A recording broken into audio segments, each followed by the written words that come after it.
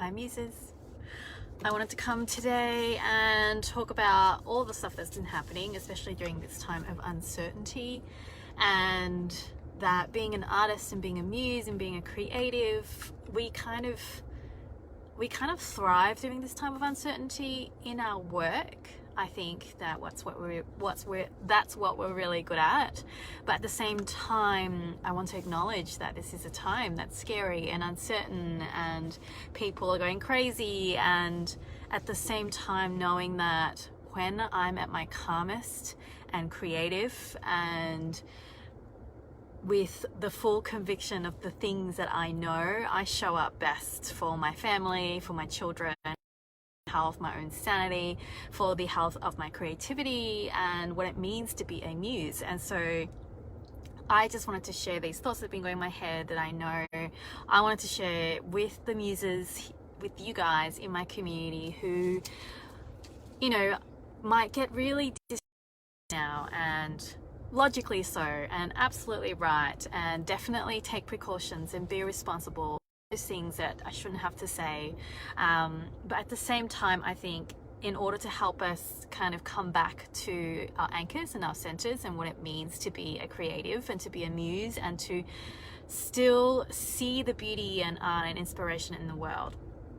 And so I just want to share, this is what I'm doing to stay centered, to stay connected to my creativity, to the muse, and to be able to be the kind of mom I want to be for my children, and to be the kind of person I want to be for my family, and still take responsibility, but at the same time not be completely consumed by fear.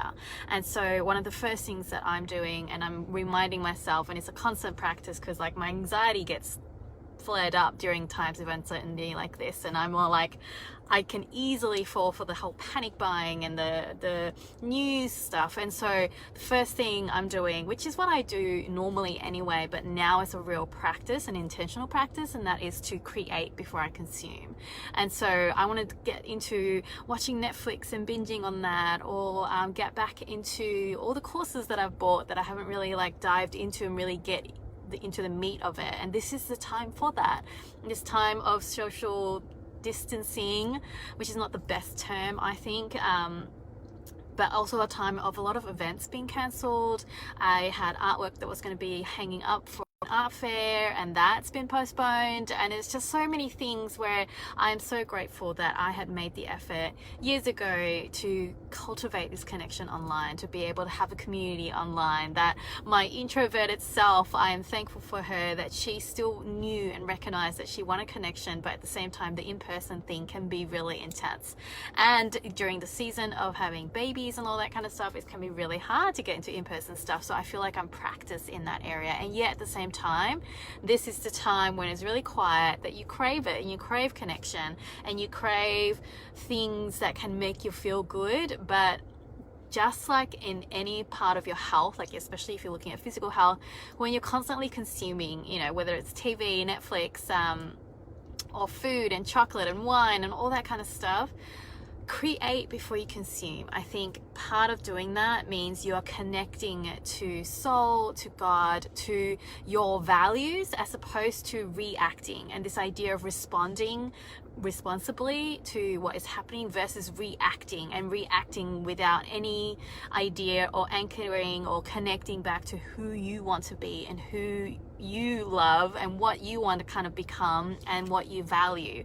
And so for me as a creative, I need to create before I consume. So I really am craving I'm looking forward to this time of, I guess, more internally and hanging out at home and not going out as much, to get into my courses, to start making work and value resources for my muses. But before all of that, before I'm consuming, before I'm binging on Netflix, before I'm having to look after my kids and making broths and just, you know, indulging that side medicine woman part of me to really up our immunity, is to get back to creating. And I think I want to suggest that for all of you, all the stuff that you've been craving, now's the time. You've been craving creating, getting back into your painting, getting back into your writing, getting back into your music or dancing or whatever it is.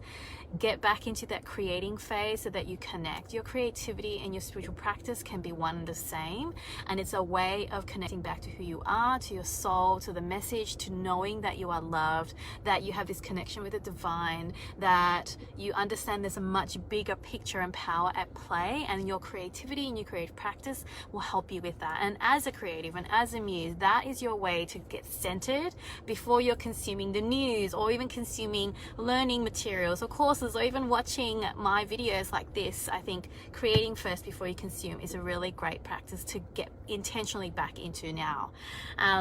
The second thing I've been thinking about a lot is in times of uncertainty, I need my anchors. Just like in terms of uncertainty, it's like storms, right? When a storm comes over the ocean and you'll feel like you're wading, and you might be drowning in that ocean of doubt and uncertainty and change and last minute frustrations, is to find your anchors. And your anchors are the things that you know to be true, and these are your beliefs, these are your values, this is your relationship with the divine, this is your source of connection to the muse, to your creativity, to God, all of those things, knowing what your anchors are. And for me, that's like my faith, my beliefs, my family, and my work as a creative. And so coming back to that is having anchors helps me in times of uncertainty, or when anxiety kind of comes up, is to know that I can choose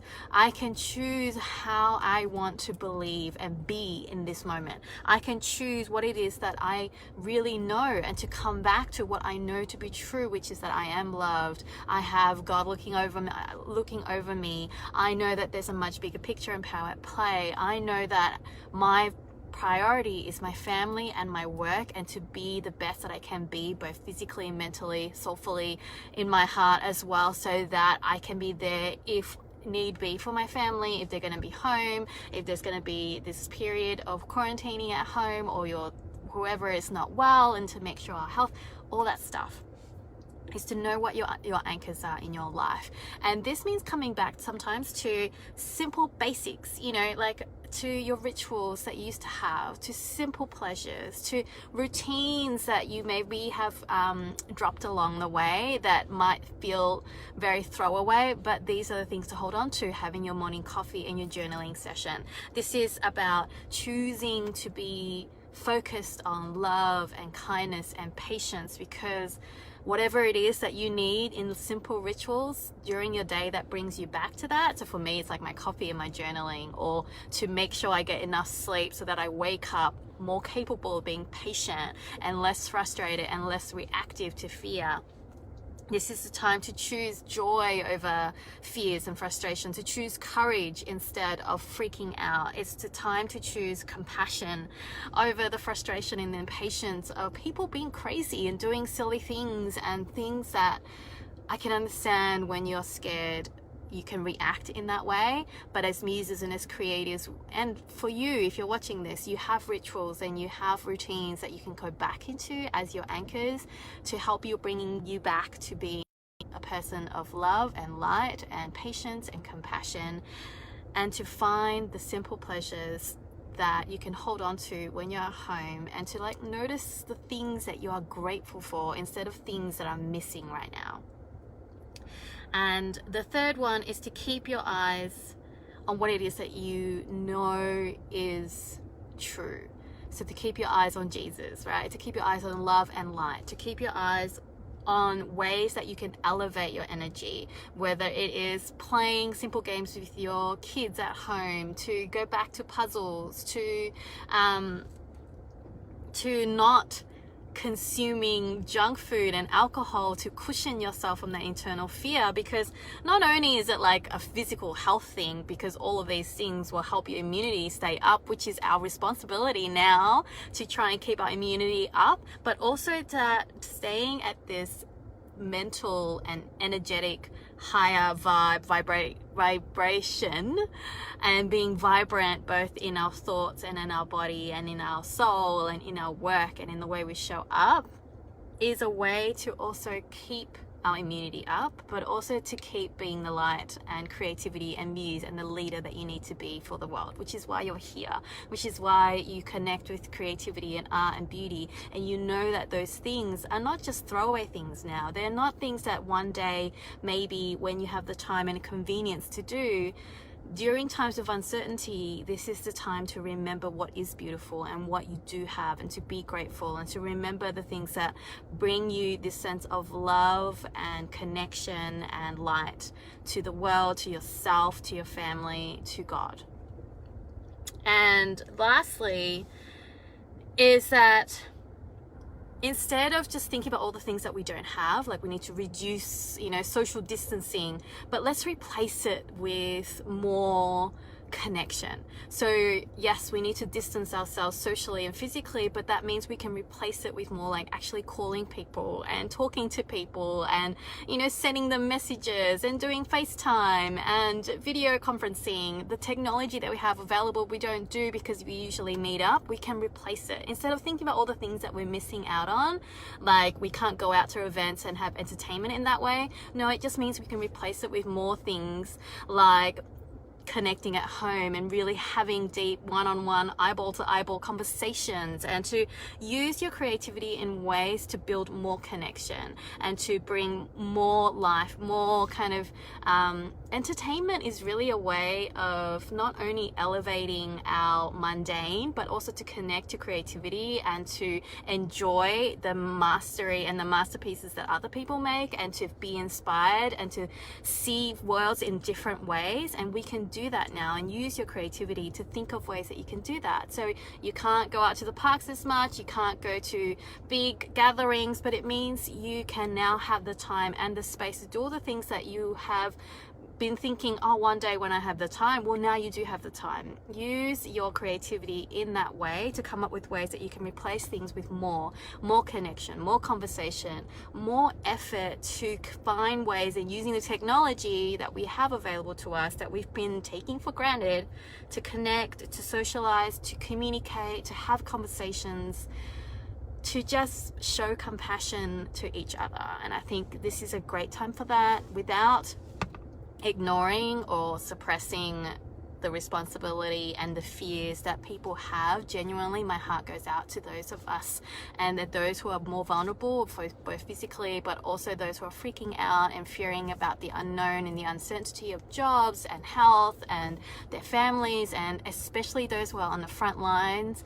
All the gratitude and love to you guys who, especially if you're on the front lines or have family in that way, stay safe, but at the same time, know that your connection to your creativity, to your spirituality, as a muse, as a creative, your work is much needed now, and your ability to see beauty and art and light in the world is very much needed. And as a muse, it means you're a leader, and you can lead in that way, in choosing to see love, in choosing to send love, in choosing to be a light, in choosing patience and compassion and courage over fear and frustration and impatience and I've said frustrations, and just overall freaking out. And know that there's a much bigger picture at play. There is a much bigger power at play, that God loves you, and that if you can send out love and use what you have and find a way still to connect with one another while still being responsible and washing your hands and all that kind of stuff, I think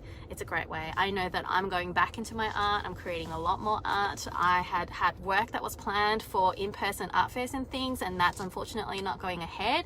Rightly so, totally understandable. But now I'm just thinking and using my creativity then in ways of how can I still show my art in ways for my community, for my collectors, for the people who need it and who want it and who know and appreciate what it is like when you're sitting at home. You might be freaking out, but you want your home to be a sanctuary, and you can have art, whether it's work that you create, or to enjoy art, or enjoy something simple like a cup of coffee or cooking. I baked cookies for my girls the other day, so that you can stay connected to that sense of creativity, of inspiration, of beauty, of just simple pleasures, of connecting with one another. That is all. I gotta go do school pickup. The bell's about to go. But I really wanted to leave this here for all my muses, especially. I'll have more conversations about this inside my group. If you're not in there, definitely check that out. I'll be dropping just more like training stuff, because now I'm going to have more time to do that, because I was preparing for art fairs and things, but now that's not going to happen. So I'm going to use that energy for other things. But I wanted to leave this with you guys, sending you so much love. Let me know what are the anchors that you're holding on to that is going to help you during this time. Share it in the collective so that we can all gain ideas that we can do at home that still helps us feel connected to one another, to ourselves, to our creativity, to the muse. And I'll see you